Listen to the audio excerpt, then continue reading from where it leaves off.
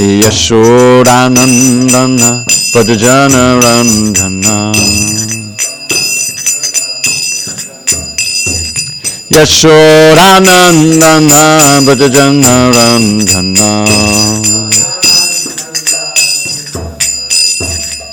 Yamunatira Vanachari Yamunatira Vanachari Jaya Radha Madhava Kunja Bihari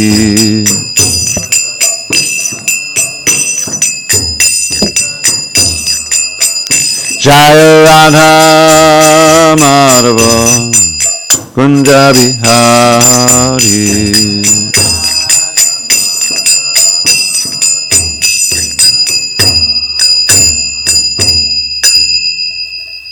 Jai Mr. Paramahansa Parudikacharya Ashtottara Shri Srimad His Divine Grace Srila A.C. Bhakti Vedanta Swami Prabhupada Ki Jai ISKCON BBT Founder Acharya Srila Prabhupada Ki Jai Jai Om Vishnupad Paramahansa Parudikacharya Ashtottara Shri Srimad His Divine Grace Srila Bhakti Siddhanta Saraswati Thakur Ki Jai Ananda Koti Vaishnavini Ki Jai Namacharya Srila Haridas Thakur Ki Jai Grantaraj Srimad Bhagavatam Ki Jai and Samaveta Bhaktivinoda Ki Jai. All glories to the assembled devotees. All glories to the assembled devotees. All glories to the assembled devotees. All glory to Shri Guru and Gauranga.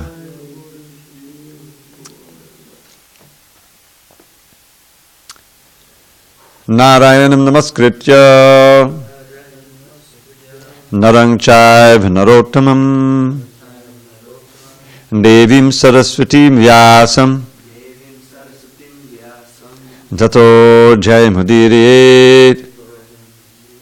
Before reciting the Srimad Bhagavatam, which is our very means of conquest, we should offer our respectful obeisances unto Lord Narayan, the Supreme Personality of Godhead, unto Narayan Rishi, the supremest human being, unto Mother Saraswati, the Goddess of Learning, unto Srila Vyasadeva, the author, and unto Srila Prabhupada, the translator, commentator, and our spiritual master. Nashta Prayesha Badreshu Nityam Bhagavata Sevaya Bhagavatyuttama Shloke Bhaktim Bhavati Naishtiki. By regular attendance and classes on Srimad Bhagavatam and by rendering devotional service to the pure devotee, all that is inauspicious within the heart is destroyed almost to nil, and loving devotion to the Supreme Lord, who is glorified in transcendental songs, is established as an irrevocable fact. Om Namo Bhagavate Vasudevaya. Om Namo Bhagavate Vasudevaya.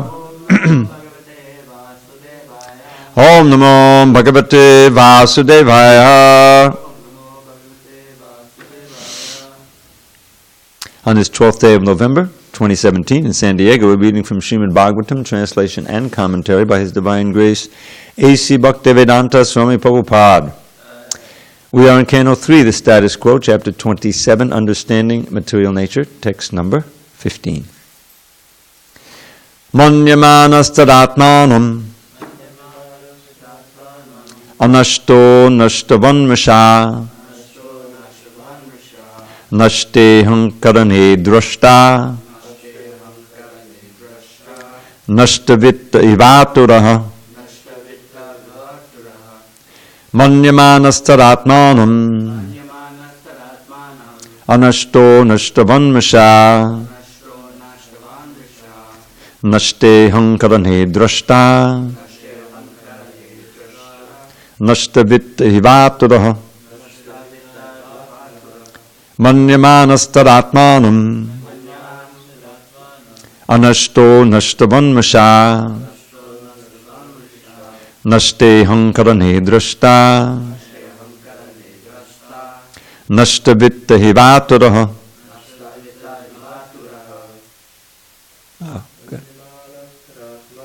Manyamanastaratmanam Anashto nashtavanmasha Anashteham karanhe drashta nashtavitta hivaturaha manyamanastaratmanam anashto nashtavanmasha nashteham karanhe drashta nashtavitta hivaturaha manyamanastaratmanam anashto nashtavanmasha anashteham karanhe drashta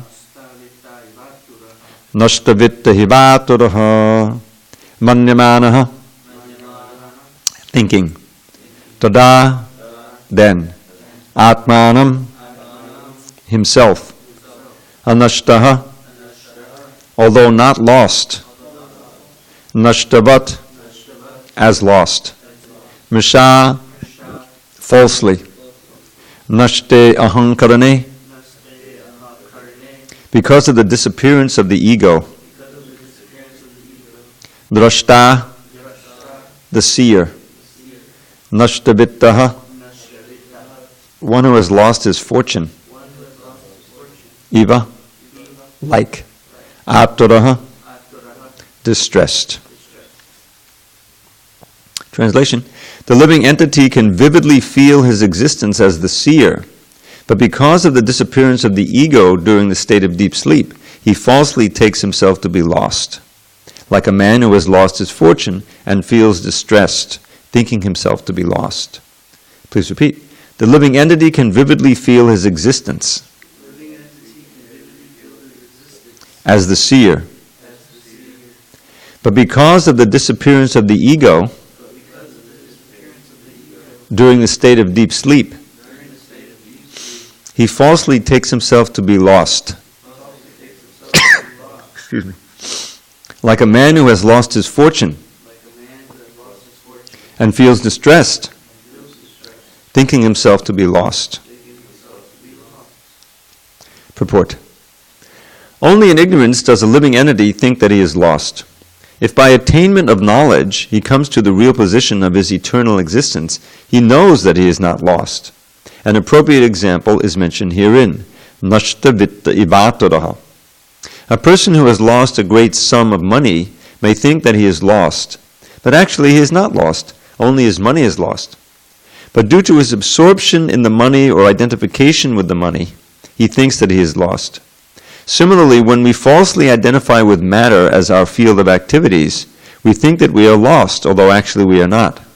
As soon as a person is awakened to the pure knowledge of understanding that he is an eternal servitor of the Lord, his own real position is revived. A living entity can never be lost. When one forgets his identity in deep sleep, he becomes absorbed in dreams, and he may think himself a different person or may think himself lost. But actually his identity is intact. This concept of being lost is due to false ego, and it continues as long as one is not awakened to the sense of his existence as an eternal servitor of the Lord. The Mayavadi philosopher's concept of becoming one with the Supreme Lord is another symptom of being lost in false ego. One may falsely claim that he is the Supreme Lord, but actually he is not. This is the last snare of Maya's influence upon the living entity. To think oneself equal with the Supreme Lord, or to think oneself to be the Supreme Lord himself, is also due to false ego. Om jnanatimirandasya jnananjana shalakaya chakshu unmidatam mena tasmai shri gurave namaha. I was born in the darkness of ignorance. My spiritual master Srila Prabhupada opened my eyes with the torchlight of knowledge. I offer my humble obeisance unto him and all members of Sri Parampara. So, in the impersonal conception, the aim is actually to lose oneself, is to lose one's individual identity and to merge into the Supreme, and to then identify with the Supreme Brahman. No more to have a separate identity. Krishna says right at the beginning of the Gita that this is not possible. Natvevaham jatu nasam natvam neme janaripa. Excuse me. Nichaiva nabhavishyama sabevayama takparam. That Krishna, he says right at the beginning of his instructions to Arjuna, second verse, never was there a time when I did not exist, nor you, nor all these fighters, nor in the future shall any of us cease to be. And the understanding there is never did we exist, never did we not exist as individuals. That's the understanding of that verse. So that verse alone defeats the Mayavad idea. How they try to screw a meaning out of that means that you do get lost. I don't know, but Krishna says you're never lost.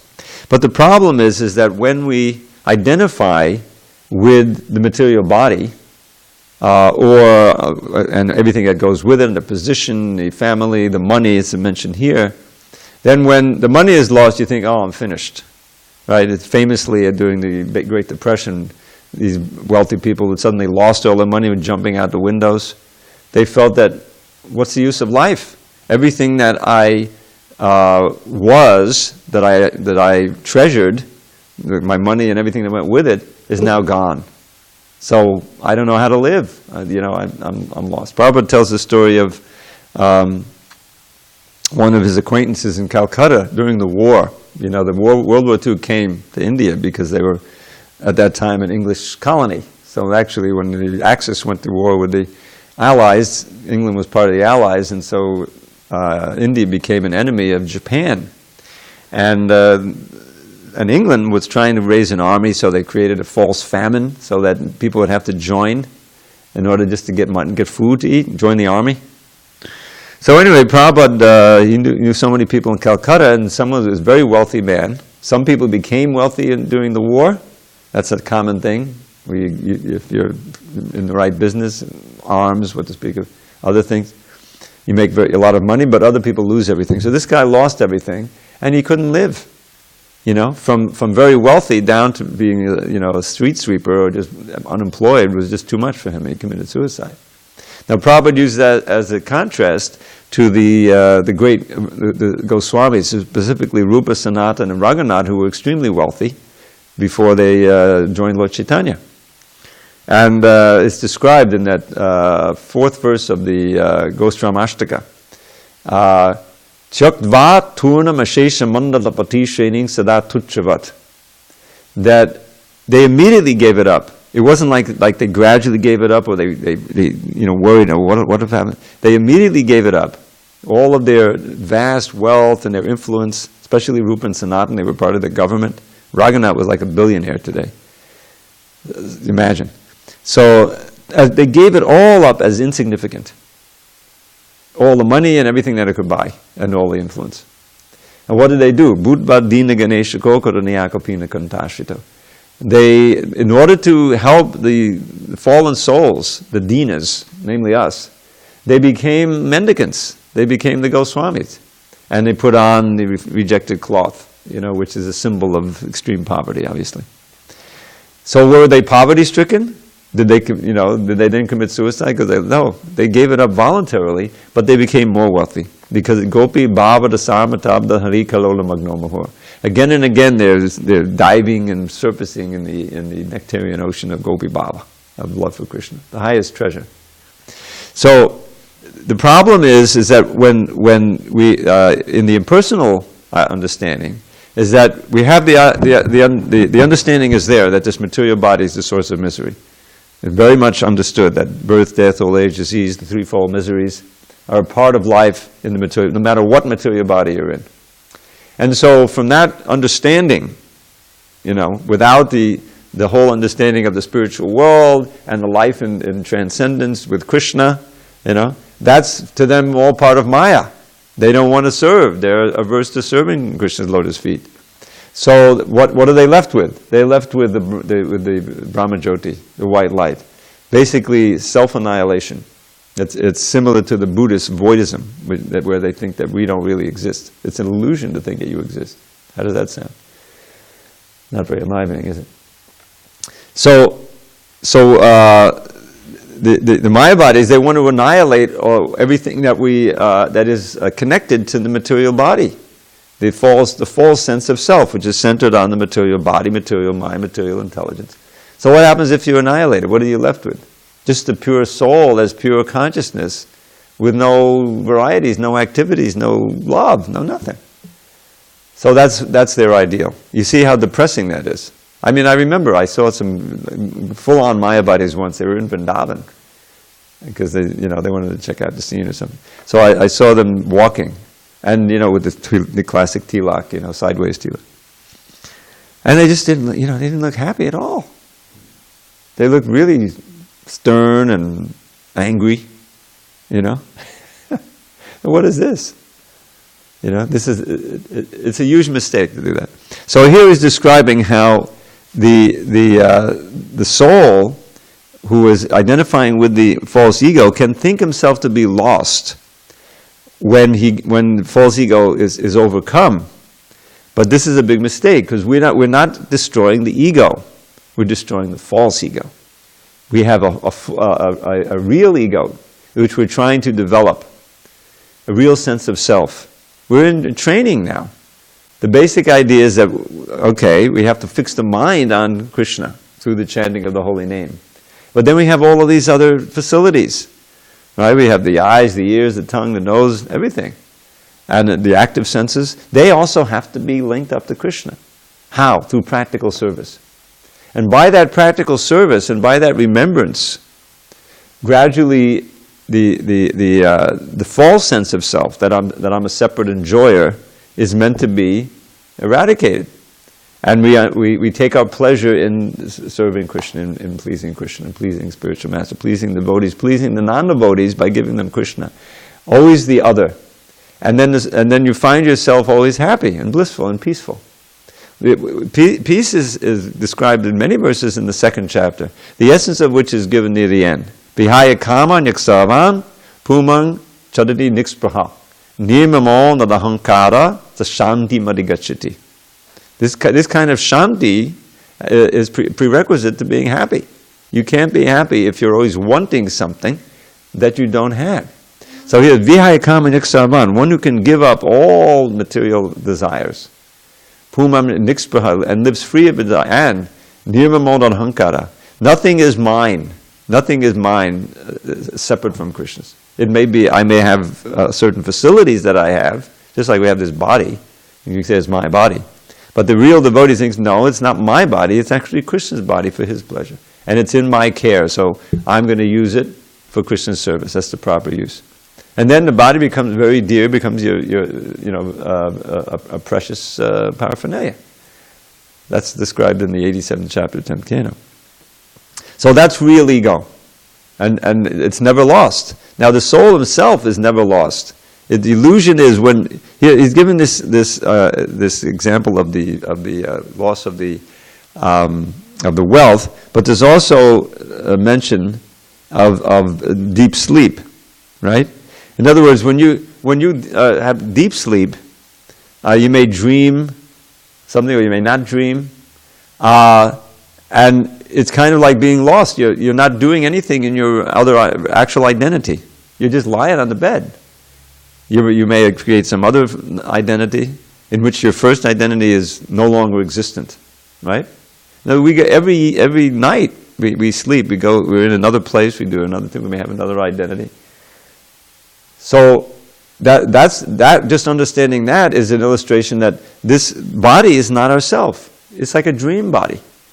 It's been created, it's been given to us due to previous desires and activities. It's temporary, just like a dream. And if we identify with it, then that's the grand illusion. Then we're bound to be disappointed. The more you identify with the body and the connections of the body, the more you're wrapped up in the illusory energy, and the more suffering you'll undergo. Because eventually that whole conception has to be destroyed. Just like Prabhupada's friend and acquaintance in Calcutta. Everything he knew about himself that he had committed to, that he was getting pleasure from, was now gone because he lost all his money. You imagine how that, terrible that is? We're sitting here pretty much like they would call us paupers. But we're in much better shape than the people out there, because eventually everything that they think about who they are is going to be lost. This whole thing that happened in Houston, everyone knows about this big, over 1 trillion gallons of water or tons of water was dumped on it. It was the greatest rain that's ever occurred in recorded history in North America in that short a time. So, it's a usually wrenching thing. You can imagine if something like that happened here, where suddenly all these houses, your house is a mess, you can't even live in it anymore. You want to sell it, but nobody will buy it. The whole thing just caved in, and there's thousands and thousands of people there now who, the wealthy people somehow, they manage. They start up the businesses again, the big oil refineries and everything. They're the first priority, But what about the thousands of people in their homes that were flooded out, But that's material life. That's what it's like. Sooner or later, one of these three miseries is going to get you.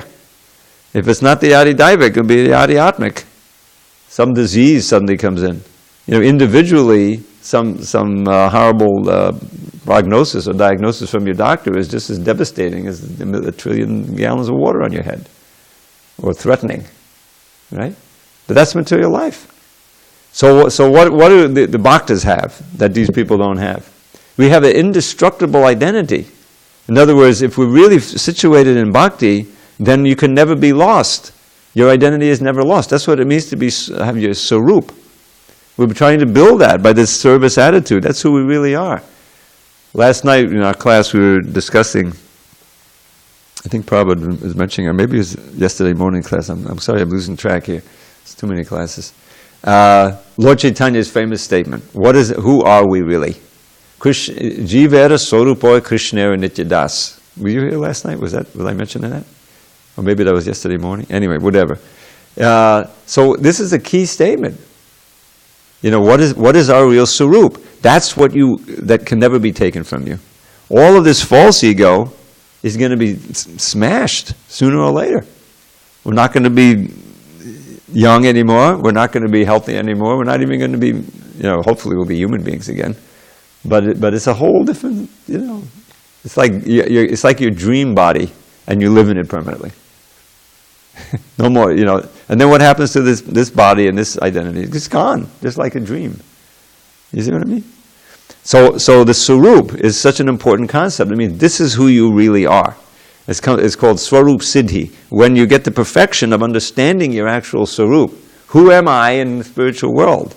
Right? We all believe in the spiritual world, right? So there's Goloka Vrindavan. We have a place there. We had a place there, and we have a place there now. It's reserved for us.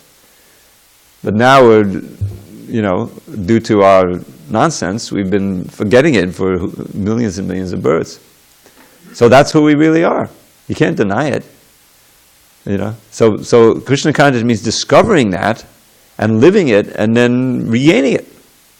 So Krishna says, as Lord Chaitanya, Jivera Swarupoi Krishnera Nityadas. The basic principle is we're eternal servants of Krishna. Now finding out the details of that service, that's what's really interesting. Okay, I'm a servant, but what kind of servant? Am I a servant? Am I a friend servant? Am I a mother servant, parent servant? What's the rasa? And that's our eternal rasa, which we're really comfortable with and happy with. That's not something to be ignored, that reality, because that's really reality. So then Lord Chaitanya said, what about our position here? Well, we have to understand why we're not realizing that now. So he goes on with the verse, Krishnera tatastha shakti beda bed prakash. We are the tatastha shakti. There's the spiritual world manifested by Krishna's internal spiritual energies, the existence potency, knowledge potency, pleasure potency, Madhani Shakti, and then there's the material world. We've just been studying all these 8, earth, water, fire, air, ether. They're all dead. That's the problem. Nothing's alive here, except us, and a few insects. And that, but basically this is the world of matter. So those are the two energies. We're in between. We're tatastha, we're on the borderline, meaning that our freedom lies in deciding which energy we're going to be influenced by, which we're going to identify with. Those in the spiritual world, the Nitya Muktas, Nitya Siddhas, they always identify themselves as servants of Krishna. They stay within the spiritual energy eternally. No death, no old age, no time, no nothing. That's where we belong. We've lost that Nitya Siddha quality and come down now with Nitya Buddha. It seems so long that they call it Nitya. But the fact is that the Nitya Siddhas can become Nitya Buddhas and vice versa.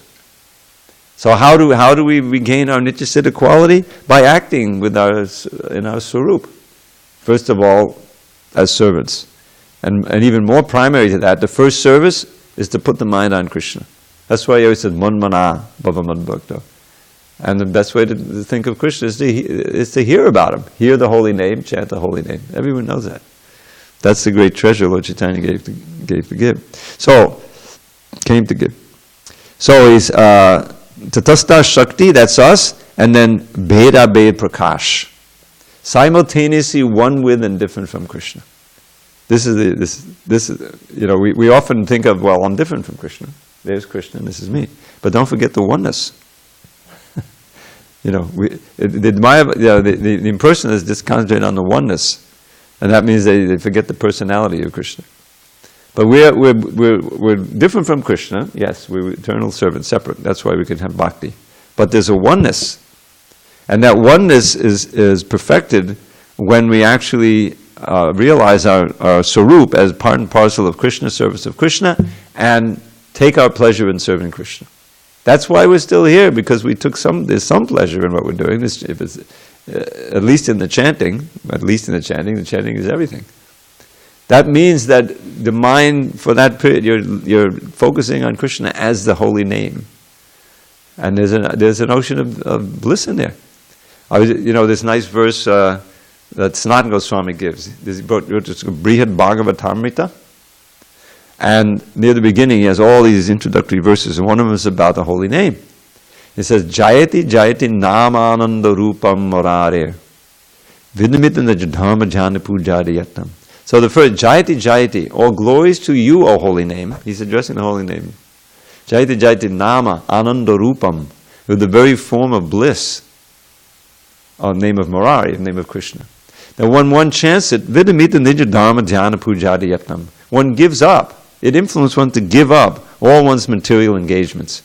In the culture he's in, it has to do with varnashram dharma, material duties, and that. So there he says, Nija Dharma, dhyana, impersonal meditation, puja, worshipping the demigods, adi yatnam, etc. Yatna means efforts. We have a different set of duties and things that we have, in this lecture culture. But it'll induce you to give that up also. Because you realize how bankrupt it is. It's just a source of suffering.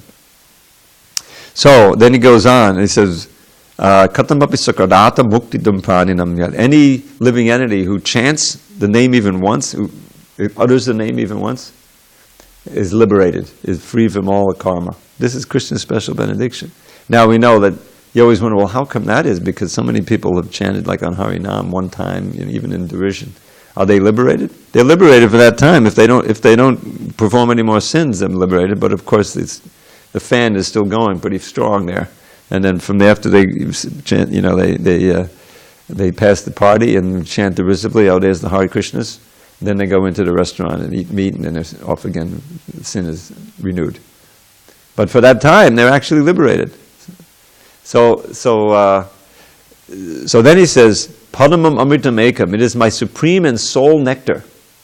Jivanam Bhushan, my very life and my one ornament that I have. Hare Krishna, Hare Krishna. This is one of many, many verses we can read how the great acharyas appreciate the holy name. And we should know that that's available to us. If we just chant purely, if we just get rid of the offenses and work on it. We have to have faith, it's there. And that's why it's important to read the glories of the holy name. Tunde Tanda Manita Ting, some of you who are in the lounge, Suki asked me to chant that verse. This is in the Antya Lila. Tunde Tanda Manita Ting Vatanade. Rupa Goswami is saying, when I chant this, I don't know how much nectar these two syllables Krishna have produced. The same mantra we're chanting. Krishna, Krishna, Hare Krishna, Hare Krishna, Krishna. But he's experiencing it in such a different way. I want to have millions of mouths. Why just two mouths? Why just one mouth? Why just 2 ears to hear?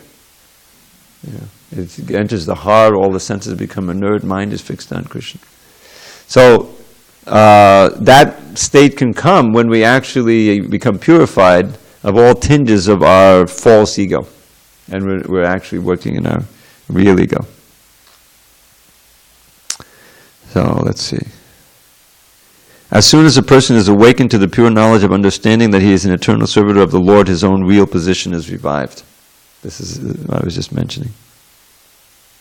So our real identity is never lost, it's just buried. We've just forgotten it. It's just like the old thing with the clouds and the sun. The sun is always in the sky, but our eyes could be covered by clouds. And because we're so small, the whole sky seems to be covered with clouds and we can't see the sun. But the sun is always there, and we're always there. But the illusion which we've allowed to come between us and Krishna, because we wanted to forget Krishna, that is the problem. And that's what we're working to dispel by devotional service. The more that we can seriously kick out all those things that are vestigial impediments, the quicker that we'll appreciate the nectar of Krishna consciousness. All right, any questions on this verse? Comments? Yeah. You talk about the swarups. I've heard verses that say Lord Chaitanya came to bring the highest mood of conjugal love, like he's given out to everyone. So does that seem like we might have our swarup already, like feeling the friendship rasa with Krishna, but Lord Chaitanya's mercy we can upgrade to the Gopi Bhav, or to the conjugal love? Well, you find, there's Lord Nityananda's followers were like Gopals. They were basically in that fraternal ras. So it's not that in the Gaudiya Vaishnava that's not available, but you're right that that's emphasized and that's predominant. But it's kind of like, the way I understand is, well, because we became attracted to this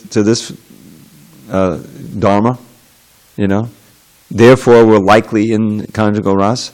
If you really get into the literature, there's a predominance of it is conjugal ras. But it's not exclusive. There's a book by one of the followers or disciples of Gadadhar Pandit, I believe. Yes. Who, I forget his name now, but he's called Bhakti Prayo Rasarnava. And it's all about the fraternal ras. All details of the varieties of fraternal ras. Just like if you're really interested in the conjugal ras, then you eventually read Ujjvala Nilamani. The Bhakti Rasamrita Sindhu, the Nectar of Devotion, there's a little bit about conjugal ras, but not much. And like part 2 of that is Ujjvala Nilamani. There's all the details, the different groups of the gopis and who's the leaders, and the whole chapter on Radharani's qualities and everything, So, but there's this book, and he's a disciple of Gadadhar Pandit, so he's in Gaudiya, and it was all his fraternal ras. And it was translated, I forget who translated that, but Bhakti Vishrambha Maharaj had a copy. He sent it to me, actually. I have it, a PDF of it. And it's like, this heavy-duty fraternal ras, the different varieties of jokes and everything like that, it's interesting. But it's not entirely 100% certain that you'll be in conjugal ras if you're, a follower of Lord Chaitanya. There's some who say, there's some who say that Prabhupada's in the fraternal ras. Now you should know, and they use statements that he made. Now the fact is, if you read Bhakti Rasamrita Sindhu and you read Nectar of Devotion, you see there's a certain very intimate friends who are also involved in making arrangements for Krishna and the gopis. Priya Narma Sakas, the most intimate friends. So that verse in the Kunjayuno Ratikeli Siddhya, which we sing every morning, in which he said, he's very dear to Radha and Krishna because he's expert in making arrangements so the gopis can serve Krishna. That can very well be still appropriate to the Priya Narma Saka, the fraternal ras. So it gets very detailed and complicated, and you can be satisfied in that if that's really our rasa. But the whole idea is that we don't know that now, so we should hear all the literature.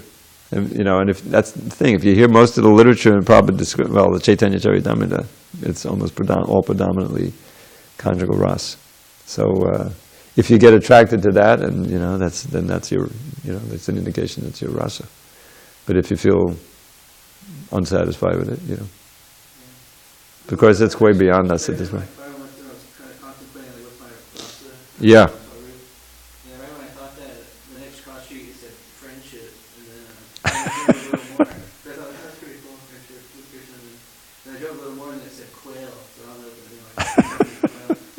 heard quail, I was like, I want to be a quail.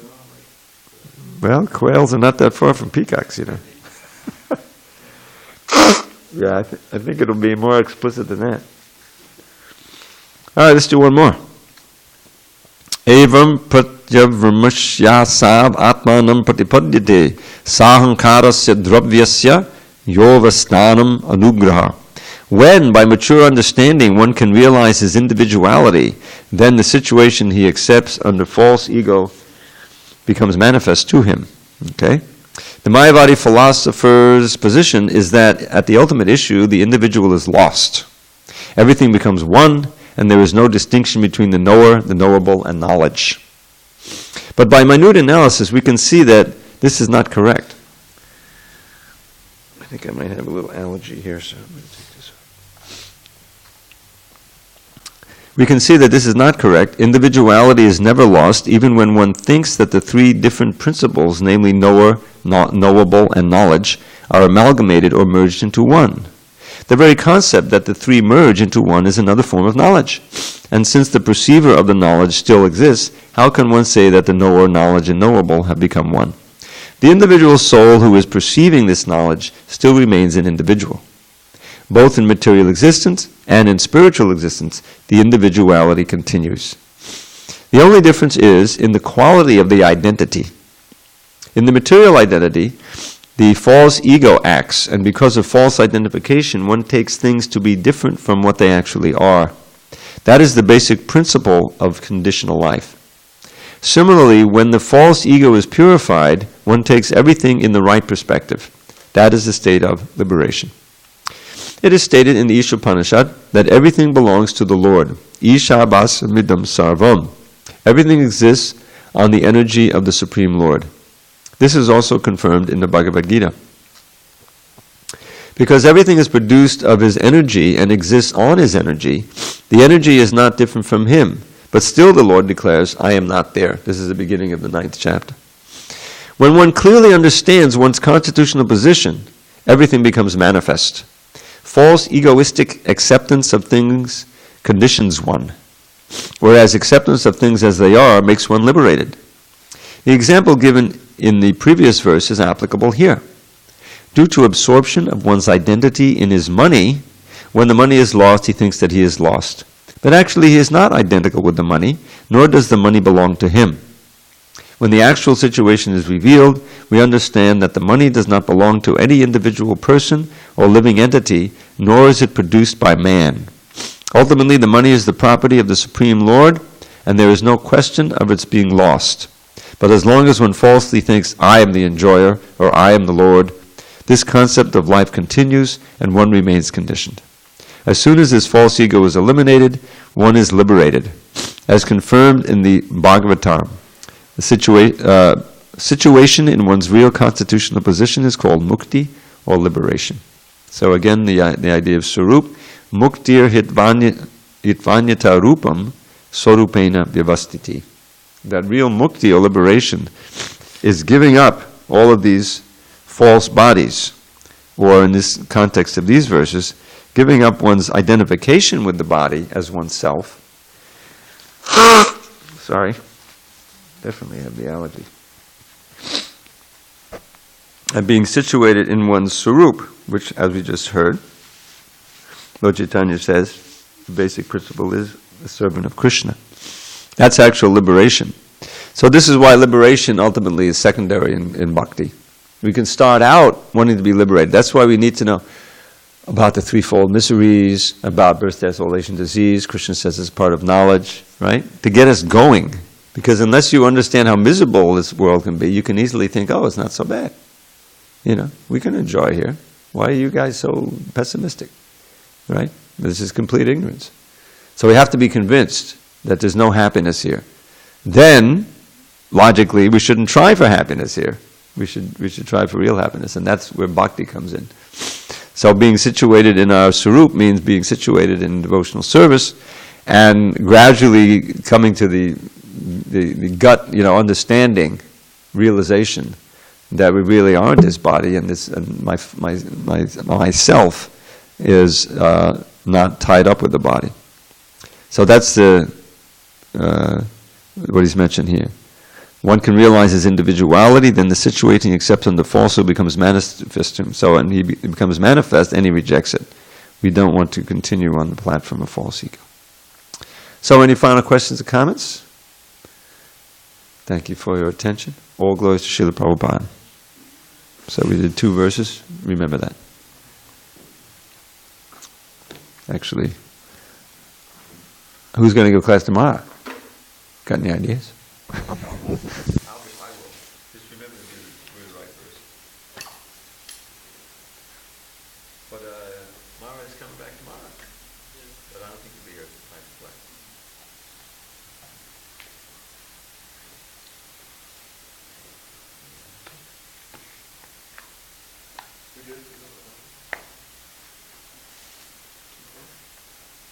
Any idea when the other Mara is coming? He didn't communicate with you. That was specifically, I think we couldn't make that. Oh, we couldn't. Hare Krishna.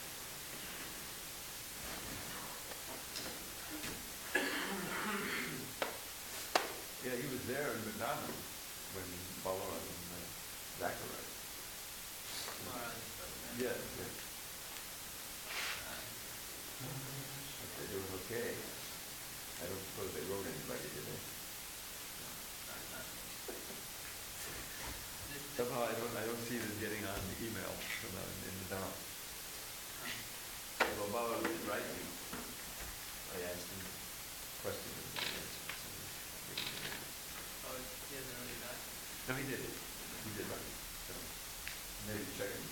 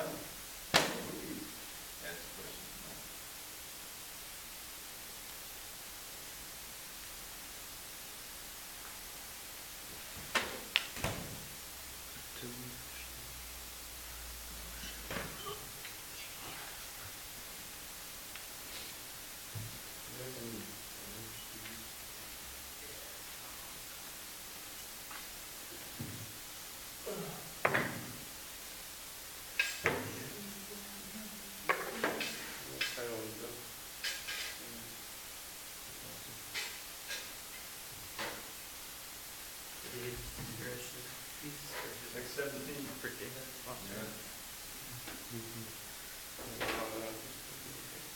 Yeah, I think Katie. Oh, yeah.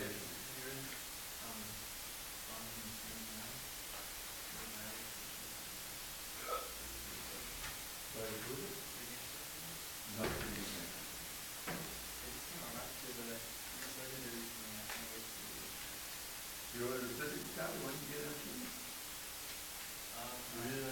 That's great. Yeah, very good.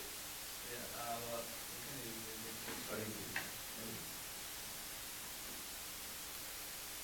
Yeah, no, I haven't read that one. Actually, I got this at Johnson. Rhino. It is. Oh, yeah, yeah, yeah. Yeah, well, that one you should get on the TV. It is. It's cheaper.